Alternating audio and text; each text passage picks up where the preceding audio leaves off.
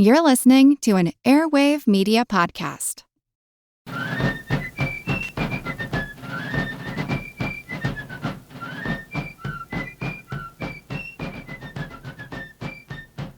Hello, and thank you for joining the American Revolution.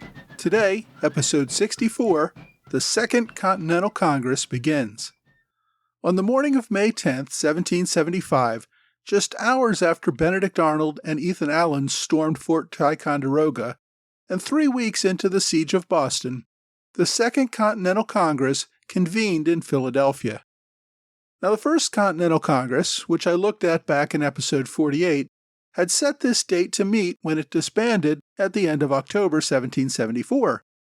At that time, its purpose was to decide what steps to take if the King and Parliament refused to take acceptable action on their petitions. Well, not only had London refused to consider the petitions, but now war had broken out, and Congress had to play catch-up with what was now a shooting war. Many of the representatives were returning from the First Congress. There were some new faces, though, who would have major roles. John Hancock had joined the Massachusetts delegation, Benjamin Franklin returned from London and sat with the Pennsylvania delegation, Thomas Jefferson joined from Virginia, replacing Peyton Randolph a few weeks into the session. Georgia, you may recall, had not sent a delegation at all to the First Congress. This time, one Georgia parish sent a single delegate, Lyman Hall. A full delegation would arrive a few months later.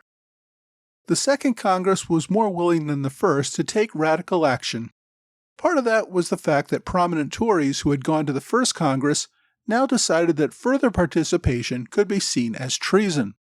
Part of it also was that many moderates had seen intervening events and recognized that the outbreak of war required a new response.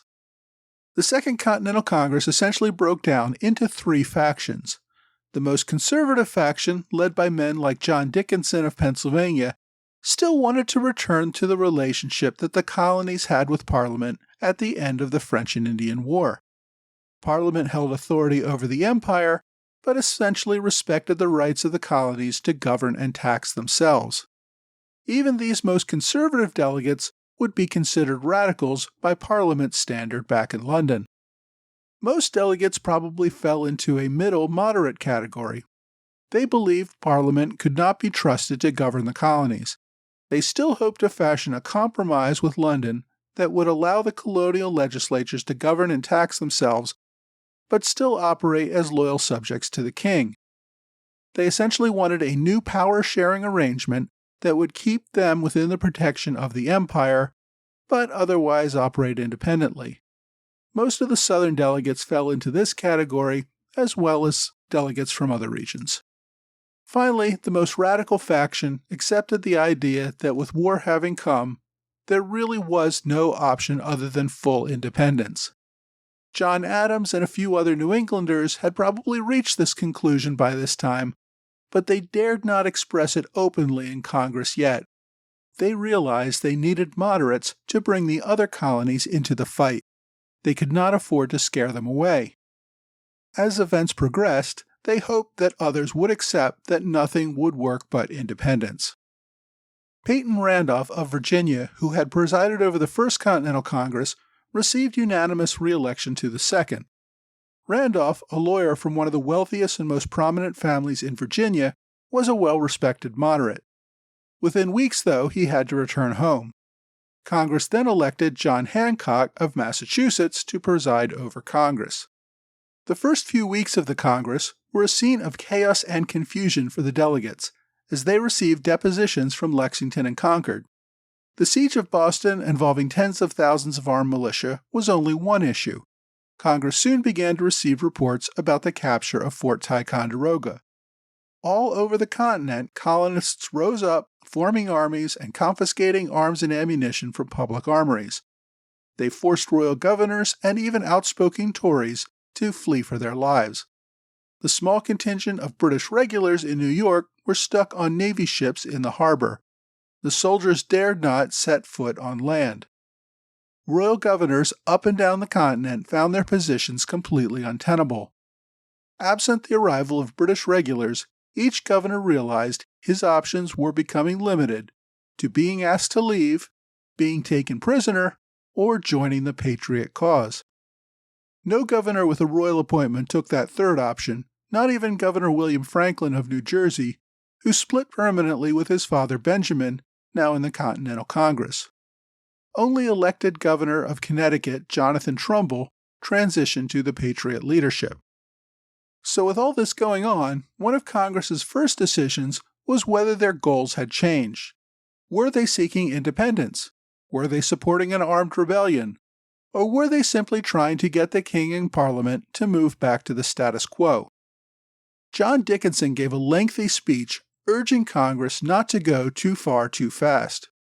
His views had really not changed much since he wrote the Letters from a Pennsylvania Farmer years earlier to stir up opposition to the Townshend Acts. Dickinson thought they had three options. One was to stop talking to London and simply fight the war. Dickinson raised fears of British-incited slave revolts in the South, using the French and Indians against New England, and devastation by the regular Army and Navy as making this option far too dangerous. His next option was to continue military opposition while petitioning the king and parliament once again.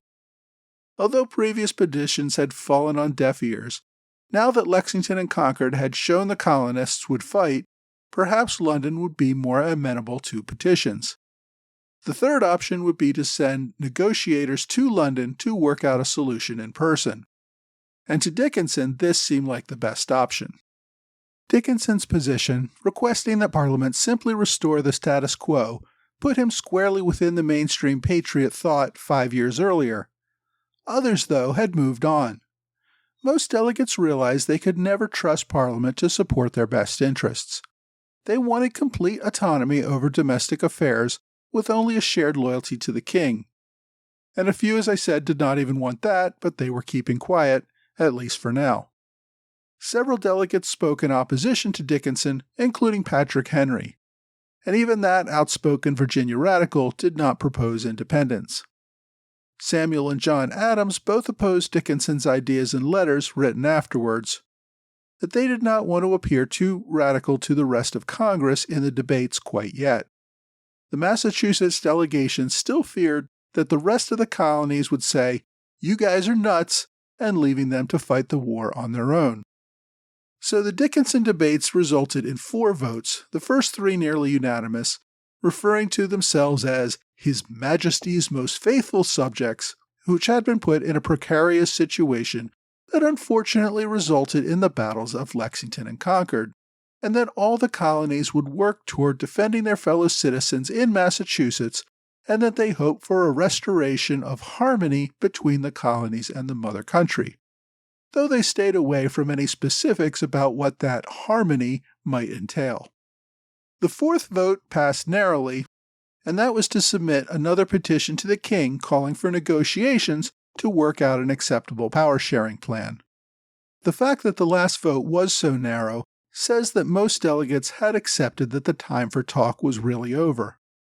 Based on the next few weeks, it seems clear that even many of those that supported another petition did not see much coming from it.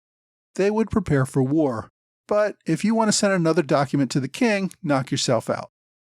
The final votes on the debate took place on May 26, just one day after the HMS Cerberus landed in Boston, bringing the military reinforcements from London.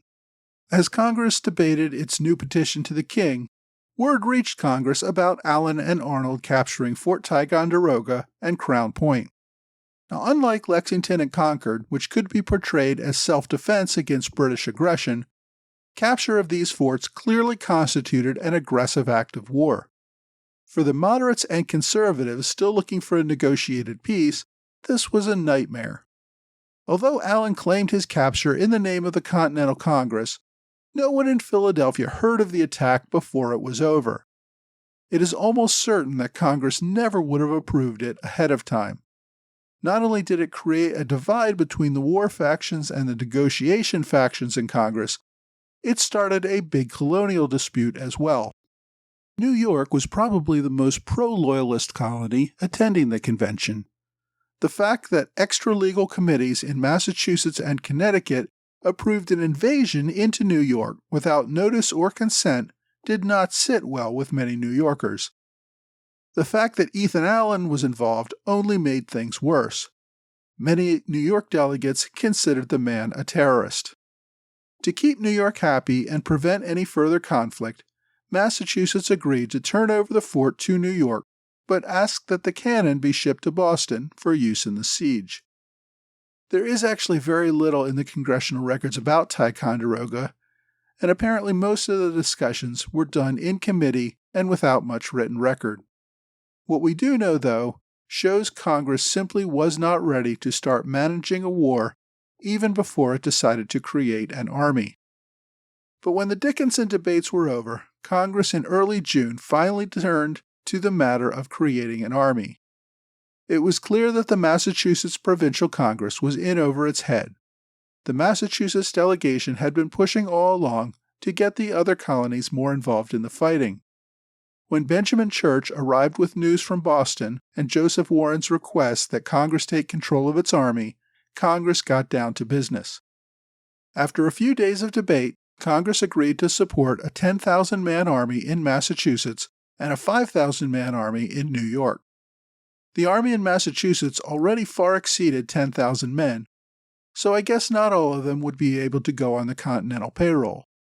Many of those besieging Boston were happy to stay in their militia and not join this new Continental Army. The New York Army would need to incorporate New York militia, which had not flocked to Boston in significant numbers. But with the capture of Crown Point and Ticonderoga, New York would likely have to defend against a British invasion from Canada. Congress also made an effort to ensure some of the middle colonies at least got involved in the conflict. It called for 6 companies of riflemen to be raised in Pennsylvania, still one of the most reluctant colonies to commit to the cause. Maryland and Virginia would also raise 2 companies of riflemen each. To pay for all of this, Congress authorized raising $2 million Spanish dollars. Now this act alone probably needs explanation on multiple levels. First, why are we using Spanish dollars instead of pounds? The Spanish silver dollar had become common currency throughout the Americas. Spanish colonial gold and silver mines had sent their product to mints also in Latin America, meaning lots of this hard money circulated all over the Western Hemisphere. A shortage of British hard currency in America caused colonists to turn to Spanish dollars.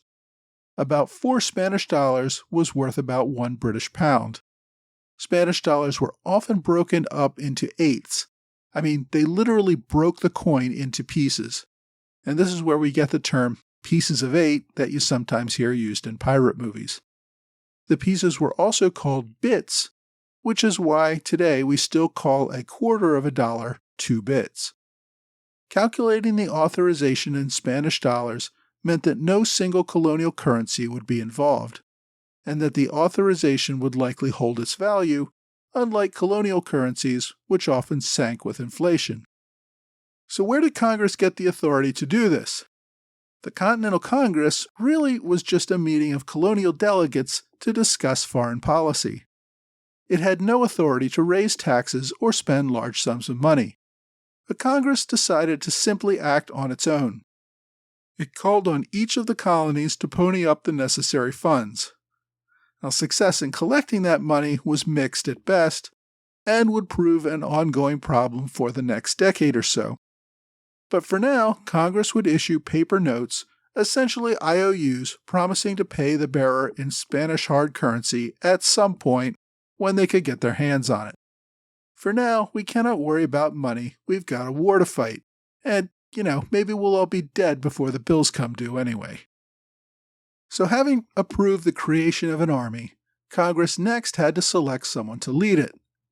Doing this was no easy task.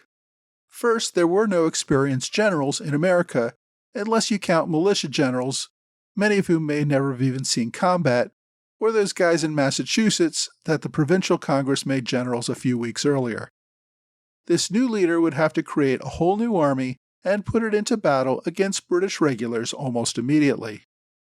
But military ability was only one consideration. Another was loyalty to Congress. Next to defeat, the greatest fear of many delegates was that they would create a successful general who would become the next Oliver Cromwell, the Puritan general who overthrew King Charles I and then Parliament a century earlier. Armies had a way of turning into dictatorships. Any military leader could not have anything even hinting at such an inclination. Another consideration was diversity. Political leaders wanted to make sure the new commanders would represent many different colonies. If all the colonies were going to participate in the fighting, they simply could not be seen as joining a Massachusetts army. A Continental Army had to be truly continental, with leaders from the North, South, and Middle. Congress considered a number of people, and although this debate did not make it into the records, we know from letters and other recollections what delegates were debating among themselves, probably mostly in evening discussions at taverns over a few beers. One of the top military leaders allied with the Patriot cause was Charles Lee of Virginia. He had served as a lieutenant colonel in the British Army. He had seen combat in America and Europe during the 7 Years' War. He had served in Polish and Portuguese armies to get more battlefield experience when Britain was at peace. But unable to secure a full colonelcy, Lee retired from the Army and moved to Virginia in 1773. Now he was in Philadelphia offering his services to Congress. Despite his battlefield experience, Lee was a professional soldier and a bit of a mercenary, having served in several foreign armies. Congress was not quite ready to hand over command to someone who might not be completely dedicated to the political cause. Another consideration was Artemas Ward, the current commander-in-chief of the Massachusetts Provincial Army, since he was already essentially doing the job. But Ward was old and had already proven sickly on several occasions. Besides, Congress really wanted to look outside of Massachusetts. Not even the Massachusetts delegation was pushing for Ward. John Hancock also got some consideration. He had been titular commander of the Massachusetts militia at one point, but he really had not commanded men in combat. Besides, he seems to have taken the political route, becoming the president of Congress. He was also from Massachusetts at a time when everyone seemed to be looking for someone from another colony. Horatio Gates also got serious attention. Like Lee, he had served for many years in the British Army, rising to the rank of major, and eventually retired in Virginia. Gates was old enough to have fought in the War of Austrian Succession. He followed General Braddock to America at the beginning of the 7 Years' War, marching alongside fellow officers Thomas Gage, Charles Lee, and a militia officer named George Washington at the Battle of the Monongahela in 1755. Gates served throughout the war and as a peacetime officer through the 1760s. Eventually, however, he realized he did not have the money or influence to further promotions and retired to a farm in Virginia. Again, Congress liked his experience, but was not sure about his dedication to the cause and Congress to make him overall commander. Finally, there was George Washington, the delegate from Virginia, in a classic case of dressing for the job you want, not the job you have, began attending congressional sessions in his Virginia militia uniform. Although Washington had experience in the French and Indian War, he had done little to distinguish himself during the war. He lost most of the battles in which he fought, and never had a commanding role once the regulars arrived. He had tried to get a commission in the regular army, but failed in that result. He had been commander of the Virginia militia, but had primarily been a ceremonial leader for the past decade, pursuing instead the life of a gentleman farmer and part-time politician. He had not even taken up arms when Virginia had fought Lord Dunmore's war against the Indians a year earlier. All that said, Washington seemed to meet many of the criteria. He had decent military experience. He was from Virginia, which would help bring the South into the war. He seemed dedicated to the idea of civilian rule and to congressional authority. According to some, the tall, silent Washington just looked like a military commander. Perhaps it's not the best reason to choose a commander based on looks, but it seems like it was a factor. John Adams rose on June 15th to propose a new commander-in-chief. Evidently, he had not discussed his choice with the members of the Massachusetts delegation. As he began his speech, according to several witnesses, John Hancock thought he might be the nominee. After a few minutes, he realized Adams was talking about Washington, which his change of expression made known to everyone in the room. Washington immediately left the room so the delegates could debate without him present. After surprisingly little debate, Congress unanimously selected Washington. There's no evidence that Washington wanted or sought this position directly. Some historians argue that he didn't really lobby for the job because it would have been unseemly to campaign for the job, which is true, and that Washington was only subtly jockeying for it by wearing his uniform to Congress and on working on all the military committees in Congress. Washington did see himself as a military expert and probably expected to get some high-ranking commission, but he was not a theater commander, and he probably understood his limitations. His reaction immediately following appointment indicates that even he questioned his own ability to serve as commander. In his acceptance speech, he said that he did not seek the job and questioned his own capacity and experience to fulfill its duties. Now, perhaps this was false modesty, but Washington repeated some of his own self-doubt in numerous letters, including to his wife, in the days following his appointment. Still, he accepted the job and spent the next few days getting his affairs in order and preparing to make the trip to Boston. Washington further endeared himself to Congress by refusing to take the proposed $500 a month salary and instead agreeing only to seek reimbursement for his expenses. Now, unlike the First Continental Congress, which sat for less than 2 months, the Second Continental Congress continued in session for the next 6 years.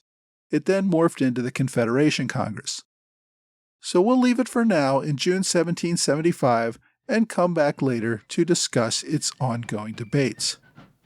Next week, we return to Boston, where fighting erupts once again at the Battle of Bunker Hill.